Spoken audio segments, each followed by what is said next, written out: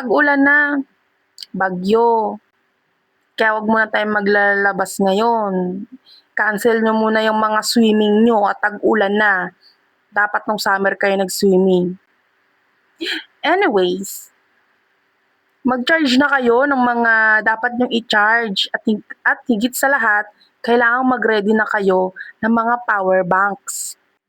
Yan, ang gamit-gamit ko is ang OraShare na makakarami na rin siyang charge. Promise. And subok ko na yan every bagyo. Kasi malimit dito sa amin kapag bagyo na is meron ng power interruption. So, ayan, nagja-charge na, charge and everything. Meron yung mga outlets na pwede niyong pagsaksakan. So, in case na kailangan nyo ng mga USB, Android, Type-C, pwedeng-pwede ang power bank na to. This is from OraShare and kung ako sa inyo, prepare na rin kayo ng ganito.